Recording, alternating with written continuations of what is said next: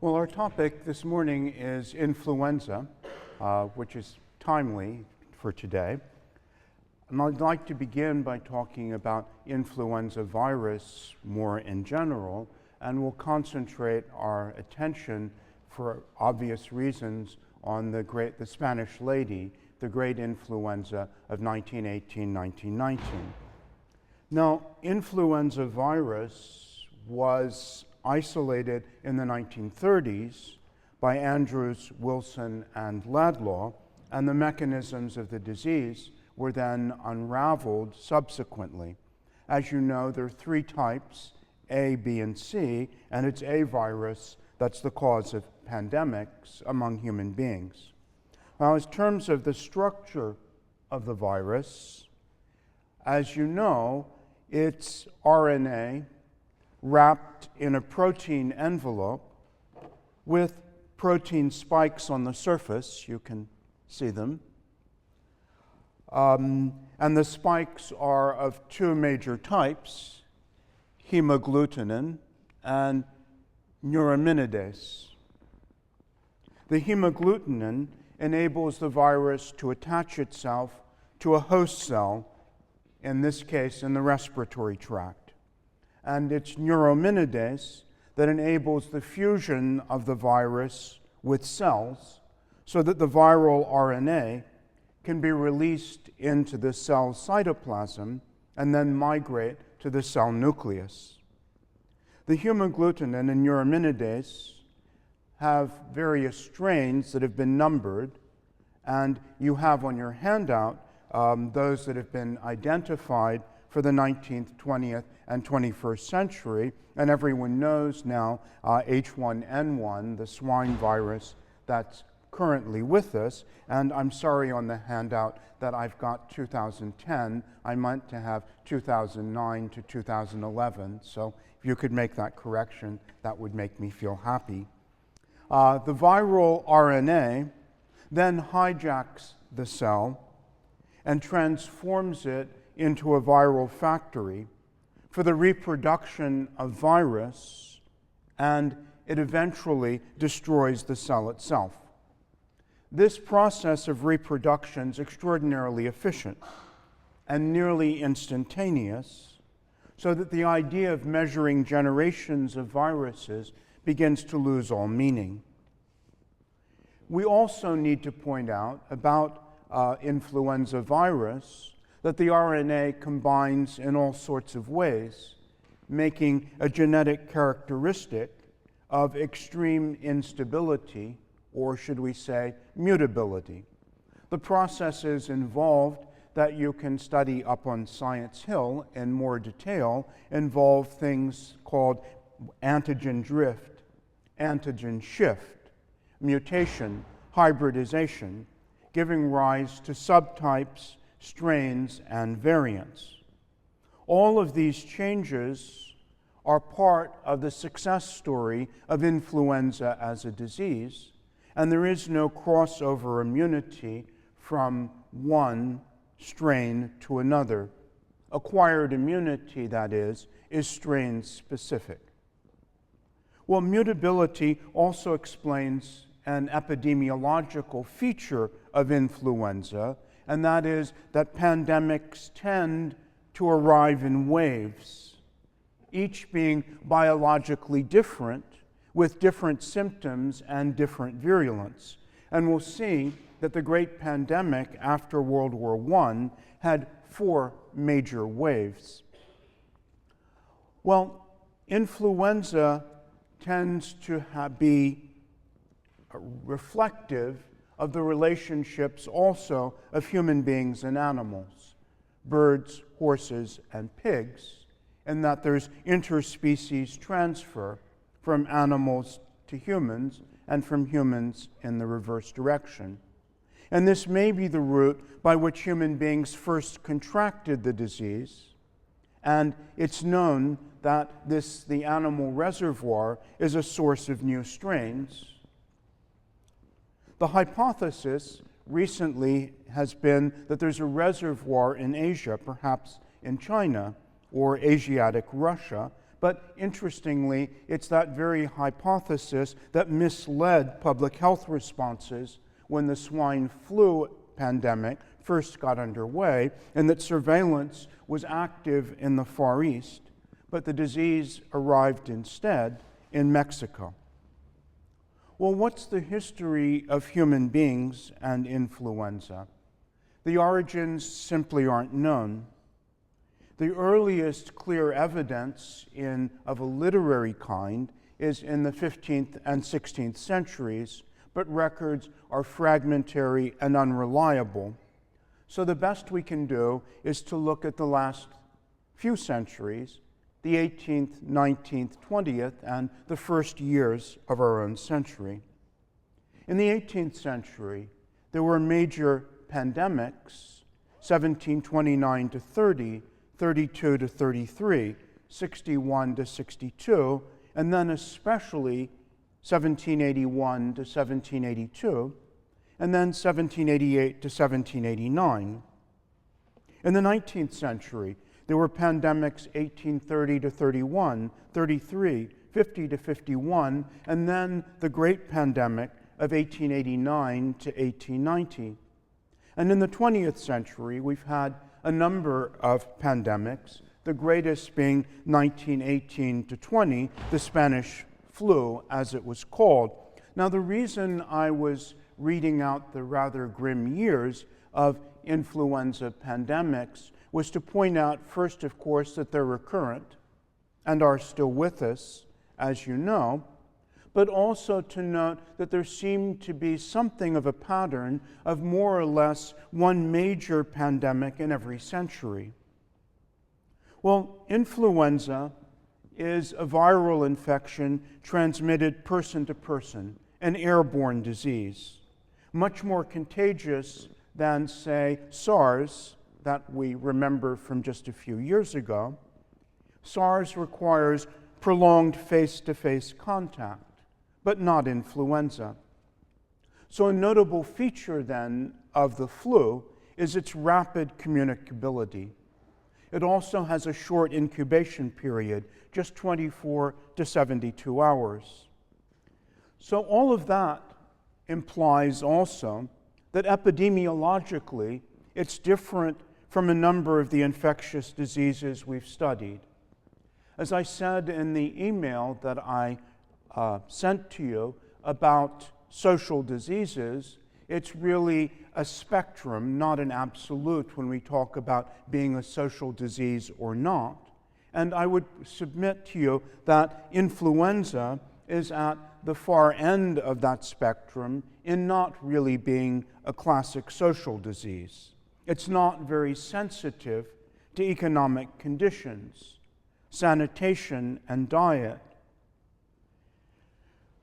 Those features that were hallmarks of malaria, say, or tuberculosis. Its diffusion occurs wherever human beings move in numbers and breathe. It follows networks of communication, railroads, steamships, airplanes in our time, and ports and railroad hub cities, or now we would say airport centers, tend to be foci of infection and were first attacked with lightning speed. So flu was favored by the transportation technology of the Industrial Revolution and since, and once again by urbanization and, of course, population growth and overcrowding. Let's look at a precursor to the great pandemic of the First World War, and this is the horrible pandemic of the 19th century of 1889 to 1890. This was the first truly global pandemic of influenza, and the most devastating one in history until that time. It affected every continent.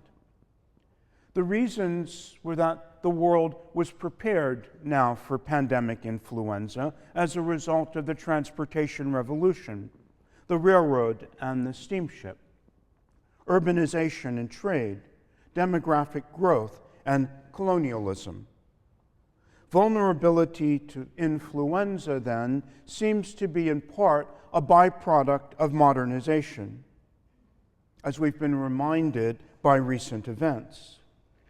Studies of 1889 to 1890 demonstrate this in more detail. In cities like Moscow, Paris, or London, the first cases occurred in October to November of 1889, and these tended not to be noticed. There was nothing particular about them that people noted at the time, but they occurred among very particular sectors of the population that were most involved in trade, commerce, and the nodes of communication. That is, the first people to fall ill tended to be dockers or post office workers, railwaymen, policemen. Furthermore, the less industrialized the locality, the more remote and agricultural it was, the later and less severely the locality suffered. In 1889 to 1890, the Alps in Europe, Italy, Spain, and Portugal all lagged behind Northern Europe and the United States.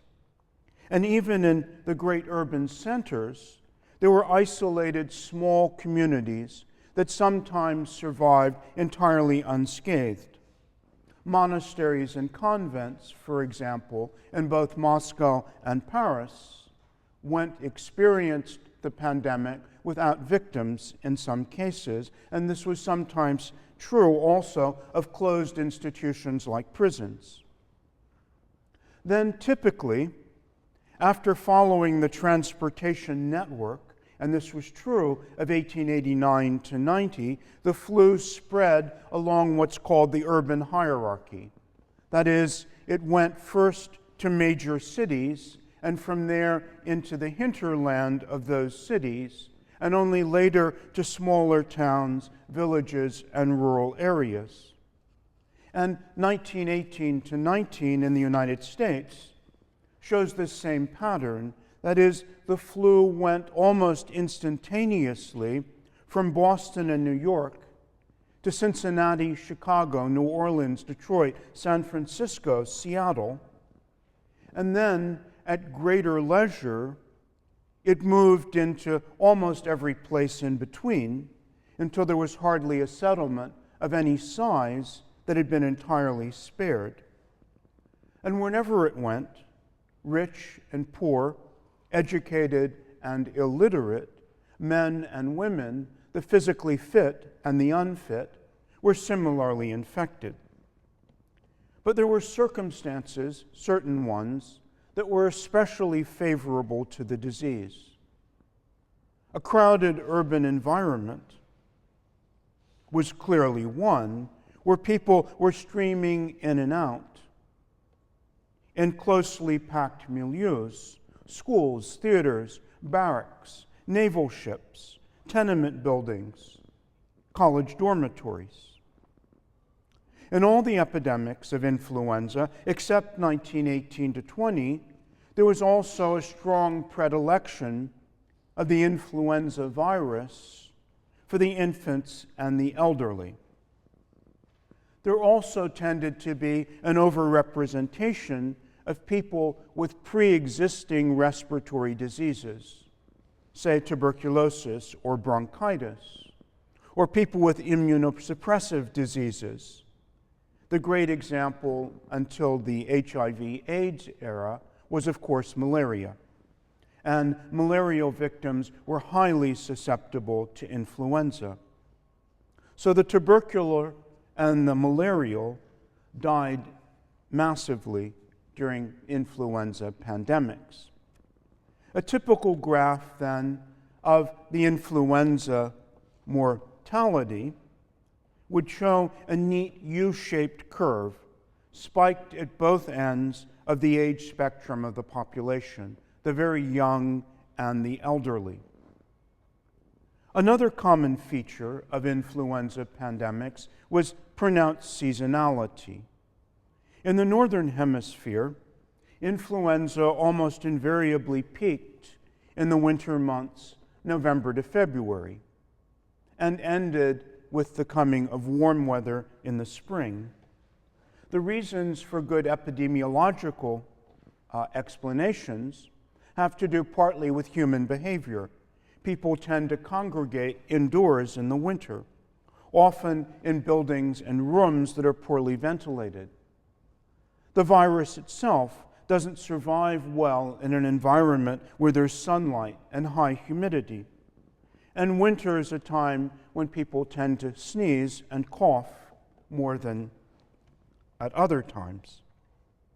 What are some other features of flu pandemics? One is short duration. This helps to understand societal responses as well. We know that plague and cholera tended to lay siege to a locality for months. And in the community, it felt quite like that. But flu tended to last just a few weeks and then to move on. It was true also that there was a high morbidity, that is, lots of people would fall ill from influenza, but there was a low case fatality rate. The overall mortality would be large simply because of the large numbers of sufferers.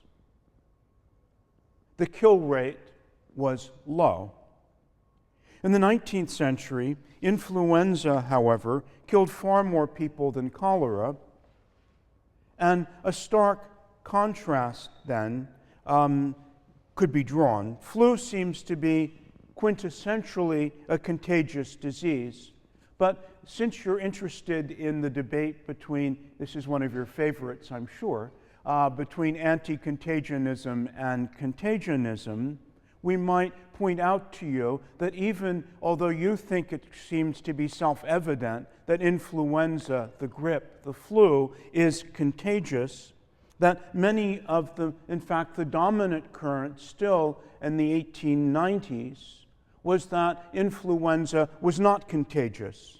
And the eminent British epidemiologist, Charles Creighton, still held to anti-contagionism regarding this disease down into the 1890s.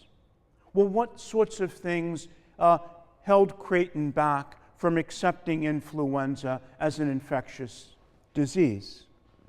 Well, first he argued the disease would affect the most parts of a country in the same 2 or 3 weeks. There simply wasn't time for a contagious disease to spread with that extreme rapidity, he thought. He also thought within a smaller radius, it seemed to affect everyone, say, in a household, more or less simultaneously. Everyone would fall ill at once. So it seemed there wasn't time for contagion.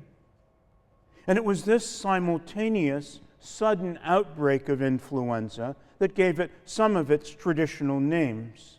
It was called the grippe, not only in French, la grippe, but also in English in the 19th century. It was referred to as grippe, and partly that's because it seemed suddenly to seize people in its grasp.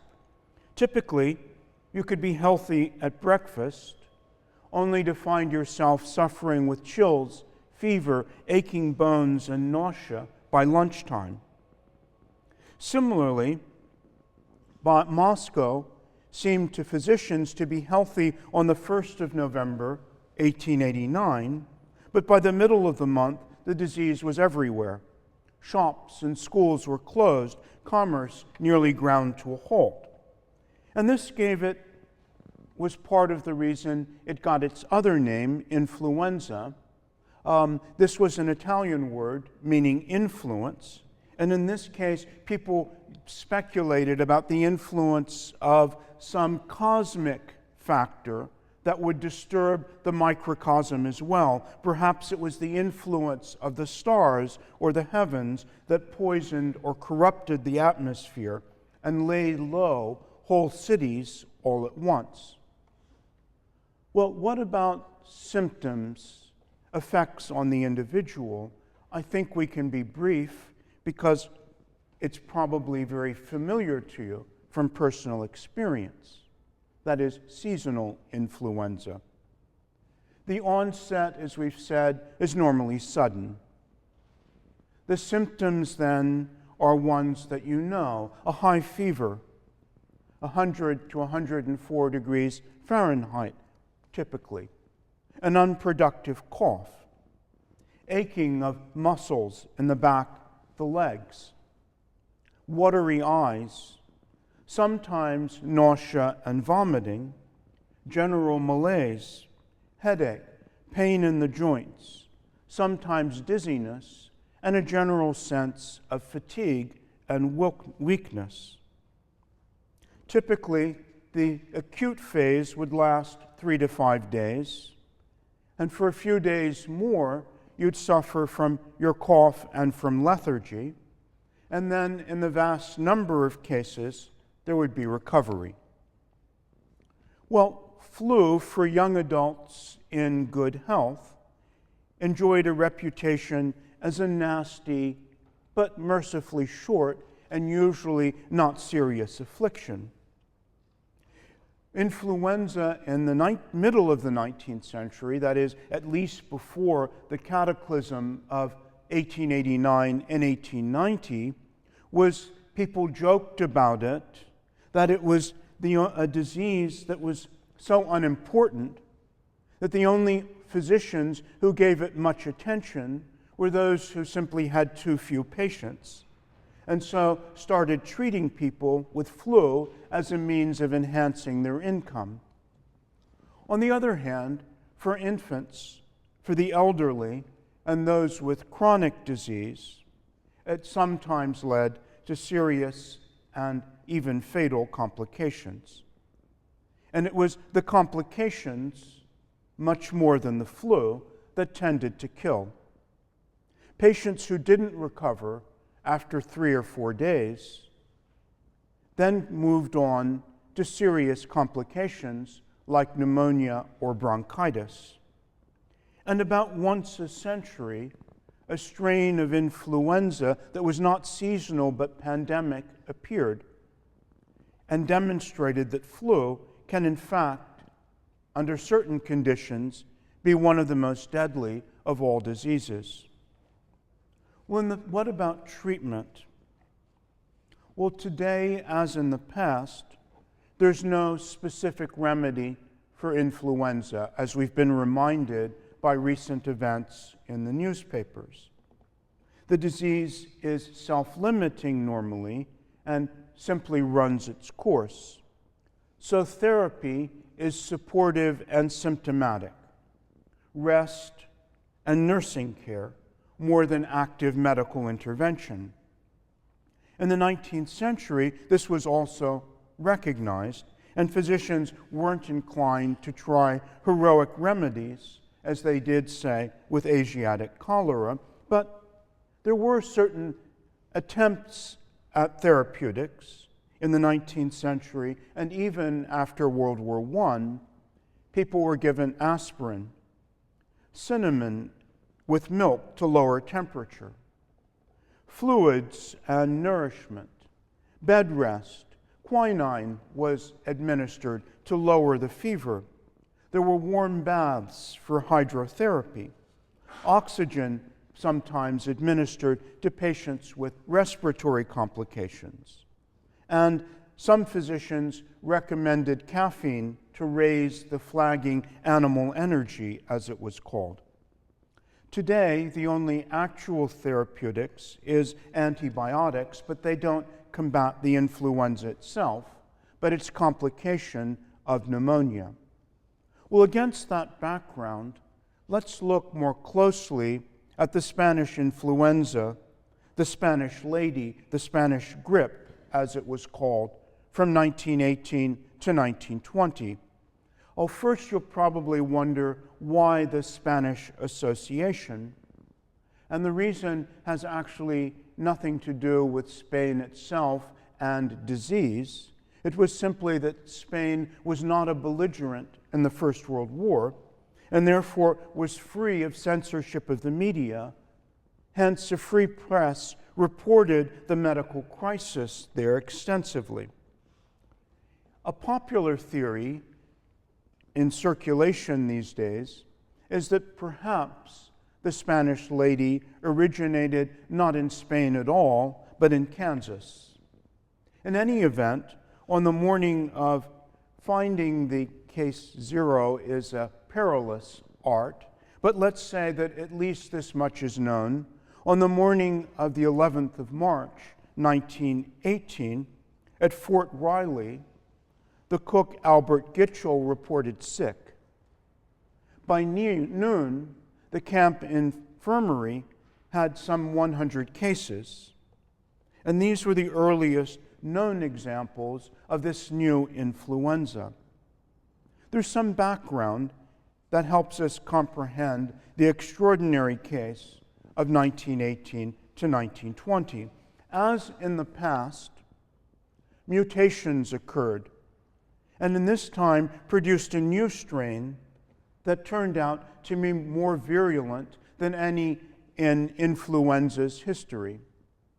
Its mode of communication was identical to other flu pandemics, but its effects on both the individual and society were radically different. So let's talk about this pandemic as coming in 4 waves. The first was in the spring of 1918 and was relatively mild in March and April. It soon passed, and it attracted little attention. Wartime press censorship was partly a factor, but people were simply preoccupied with the war and not with the presence of a mild outbreak of a well-known and common disease. The second wave was the fall of 1918, which was the worldwide disaster. It began in August with simultaneous explosions in places as far apart as Sierra Leone, Boston in this country, Brest in France, a common feature being that these were all port cities and had an important role in the movements of troops and supplies. In this case, one could argue that not only the war itself, but also the coming of peace contributed to the spread of the flu. Armistice Day itself produced huge crowds and gatherings which were not propitious for stopping the spread of the disease. Then came the spring of 1919, a much less, mercifully less severe wave. And then finally, January, February of 1920, the 4th wave of the Spanish lady, which was mild and limited in its morbidity even, partly, of course, because by then so many people were already immune. Well, there were a number of features of the Spanish lady that made her unique. The first was that it possessed an extraordinary mortality and morbidity. Comparing it with normal outbreaks of influenza, it's impossible to generate precise statistics.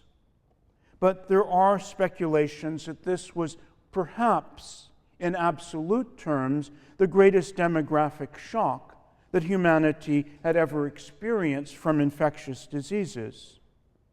The more people died of influenza than of casualties in the First World War. Worldwide, the estimates vary widely, so one has to take them with great caution. But they range from 25 million people perishing upwards to the highest estimates, or about 100 million. In the United States, it's pretty well known that at least 675,000 people perished, more than American casualties in all 20th century wars, 10 times the numbers killed in First World War. In a normal, if there is such a thing, influenza outbreak, a case fatality rate might be something like 0.1%. In the case of the Spanish influenza, the case fatality rate was just above 2.5%. And this yielded a vast total mortality because indeed, as it seemed at the time, almost everyone was infected. Let's look at a slide of the death rates. You can see the influenza, the Great Wave in October, November, December of 1918. The black is 1918, 1911 is the average, 1911 to 1917, and the gray is 1918. So this compares influenza then with what we might call normal influenza. You can see the extraordinary new mortality. Another feature of this influenza was the lack of understanding of the disease when it broke out. Indeed, I'd like to quote Victor Vaughan, who directed public health in the United States Army against the Spanish lady. And he said, and I'm quoting, "Doctors know no more about the flu than 14th century Florentines did about the Black Death." And I think it's important to understand this idea of a sense of helplessness facing this medical catastrophe. Some physicians, indeed, in 1918 termed what they were facing epidemic pneumonia, and then, as now, there was no effective treatment. The symptoms were distinctive, as you now know from reading Crosby. This influenza was fulminant, and post-mortem lung examinations revealed things that were unlike anything that examining physicians had seen before. Enormous quantities of bloody fluid, like a froth, filling the lungs. Some physicians, on their first encounter, suspected that this was a kind of pneumonic plague. Right here in New Haven, in the New Haven Hospital, pathologists wrote that the devastation caused to the lungs, more than anything else, resembled the effects of poisonous gases used in World War I, like phosgene or chlorine, were the comparisons that came to their mind. Furthermore, although other organs of the body could be affected, the spleen, for example, the impact of the Spanish lady on the lungs was so overwhelming that alone was often the cause of death. And pulmonary effects were almost the only ones that people noticed. Let me read a passage from Catherine Ann Porter, the famous writer, Pale Horse, Pale Rider, where she was herself a victim of the influenza, and she writes here in the third person, but she's describing her own symptoms, and I think it's worth noting how she felt.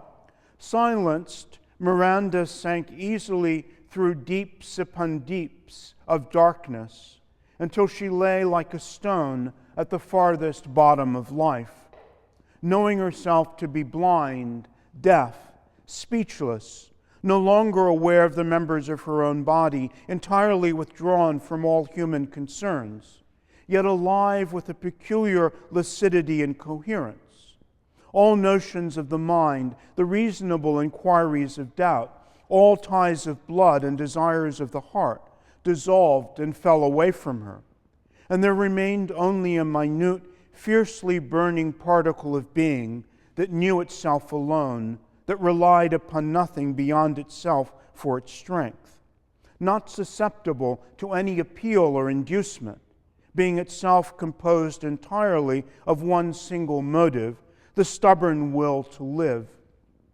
This fiery, motionless particle set itself unaided to resist destruction, to survive, and to be in its own madness of being, motiveless and planless beyond that one essential end. She felt without warning a vague tremor of apprehension, some small flick of distrust in her joy. A thin frost touched the edges of this confident tranquility. Somebody was missing. She'd lost something. She had left something valuable in another country. What could it be? There are no trees here, she said in fright. I've left something unfinished. A thought struggled at the back of her mind, came clearly as a voice in her ear. Where are the dead? We've forgotten the dead. The dead, where are they? At once, as if a curtain had fallen, the bright landscape faded. She was alone in a strange, stony place of bitter cold, picking her way along a steep path of slippery snow, calling out, "Oh, I must go back." But in what direction? Pain returned, a terrible, compelling pain running through her veins like heavy fire. The stench of corruption filled her nostrils, the sweetish, sickening smell of rotting flesh and pus. She opened her eyes and saw pale light through a coarse white cloth over her face, and she knew that the smell of death was in her own body, and she struggled to lift her hand. There are also pictures of, this is a famous painting of Edvard Munch after the influenza in 1919, or this is also, in fact, this is called After the Flu, painted in 1919. A doctor wrote that his patients died struggling to clear their airways of a blood-tinged froth that gushed from their noses and mouths. The fluid then filled the respiratory system from the trachea to the tiniest alveoli and bronchioles. And at post-mortem examination, the lungs were greatly distended, and when pressed, even lightly, oozed with blood-tinged fluid and yellow pus.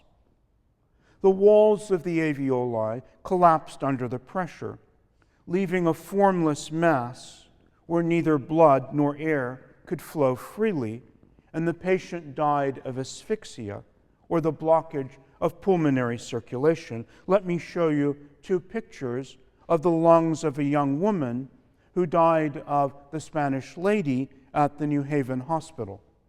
And I think you can see the enormous and terrifying destruction of the lungs that occurred.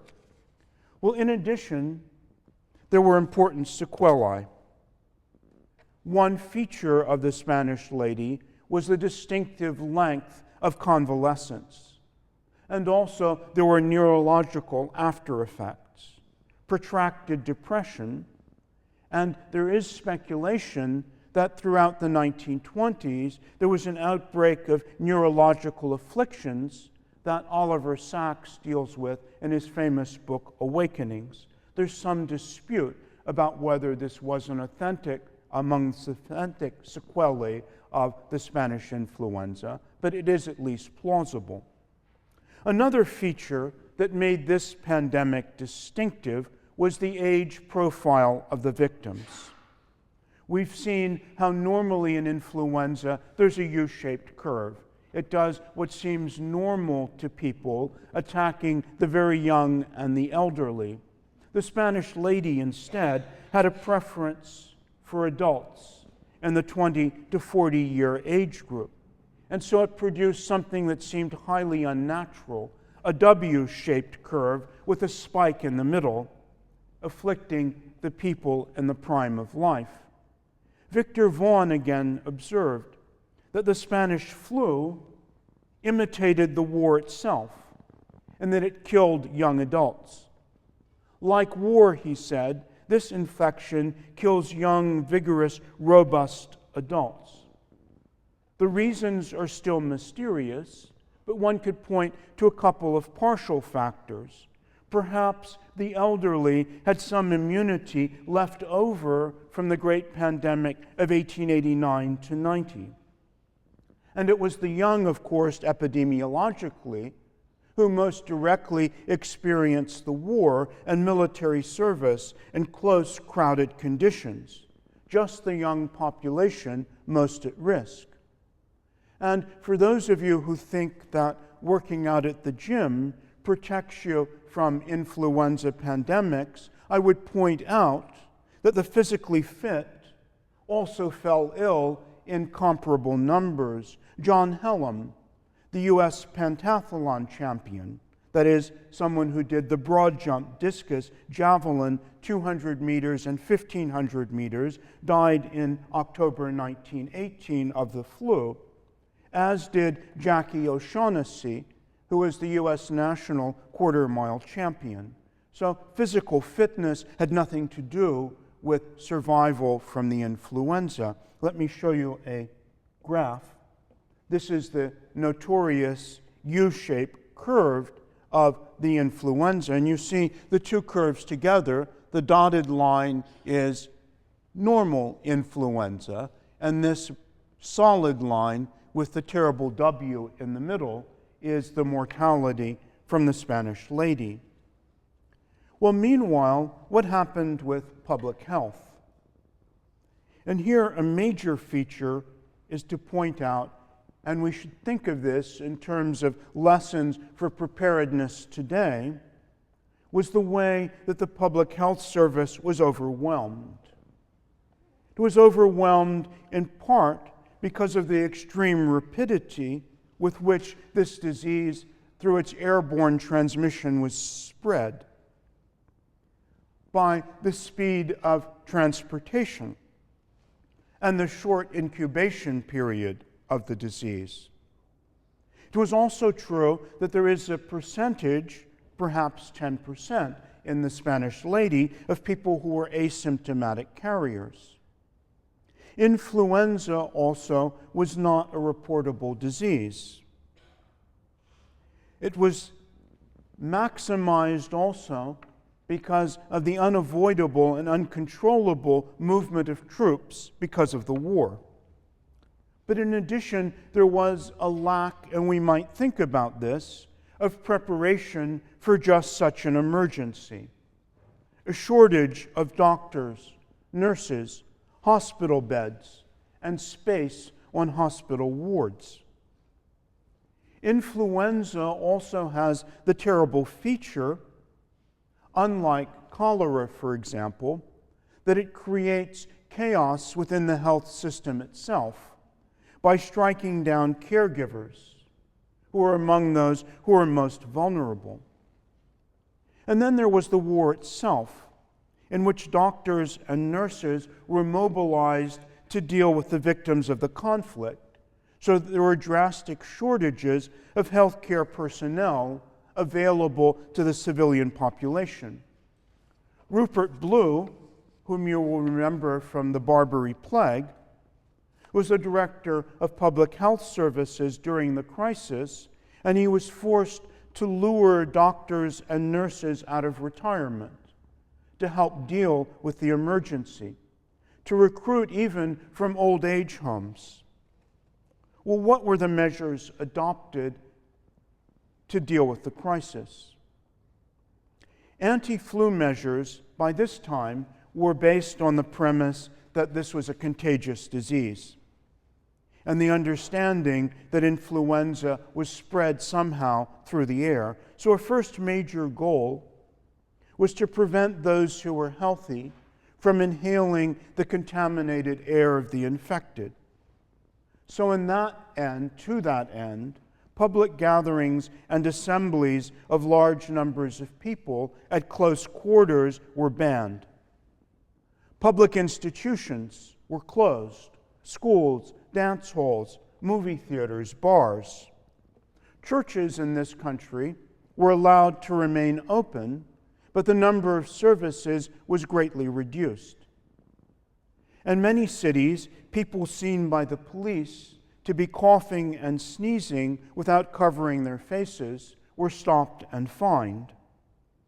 The New York City Department of Health posted some 10,000 placards around the city bearing a message that was familiar to the public because of its similarity to the urgings of the campaign against tuberculosis. So one can see the anti-tuberculosis campaign preparing people, in a sense, for dealing with influenza. And in New York City, the placard said, to prevent the spread of Spanish influenza, sneeze, cough, or expectorate, if you absolutely must, into your own handkerchief.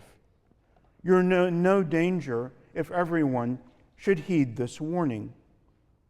Another widespread measure was of practical application also. One was masking with gauze masks. And some municipalities required their whole populations to put on masks. San Francisco did so, and so did San Diego.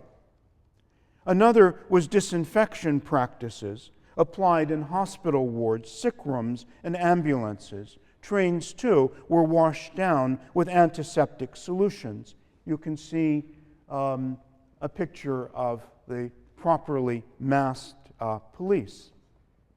I think this is San Francisco. And here you can see the general masking of the whole population. And this was a public notice of public health poster from Kingston, New York, and it says about the measures I've told you about theaters, churches, schools, hospitals, and so forth. Or you can see here another poster for public health. Well, state boards of health also isolated the ill through quarantine as far as possible, and the military tried to quarantine its training camps. On hospital wards, sheets were hung between beds. Ambulance trains were washed down with antiseptic. People were urged to avoid nervous and physical exhaustion. You can see a long legacy of this idea. You remember Lynette talking about the passion triste, the sad passions and their influence on your constitution. So some of the advice had a really long history that you'll recognize, and they also cautioned you to avoid chills. They urged people to gargle with warm water and salt, and to spray saline solutions up their nose, to wear gauze masks, and legislation was passed to prevent the use of common drinking cups. Some people sprayed their nostrils with carbolic acid spray, and some towns set up fines to punish people they called, this was one of the jargons at the time, the open-faced sneezer. Well, New York City modified the opening hours of stores and businesses in order to stagger rush hour so that subway trains and trams would not be so crowded and not be so dangerous. Congress voted special funds to enable Surgeon General Rupert Blue to recruit thousands of doctors and hundreds of nurses. But as I said, the war effort complicated his task, and he turned to people who'd retired. Those were other. I wanted to show you a camp. A fact that it was wartime made it easy for the government to induce people to accept rigorous measures. People by this time had grown used by 1918 to invasive and restrictive measures. They already knew all about the draft or rationing or daylight savings time. But existing facilities were inadequate to cope with the sudden surge.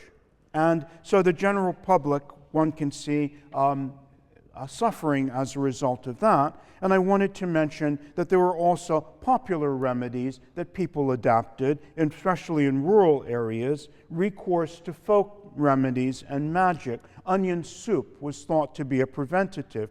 People stuffed salt up their nostrils to ward off danger. They wore garlic around their neck, as they had in Florence in the time of bubonic plague. They burned hot charcoals with sulfur or brown sugar to give off a reassuring protective aroma. You can recognize this too from the plague. There were rumors that the disease perhaps was an act of bioterror.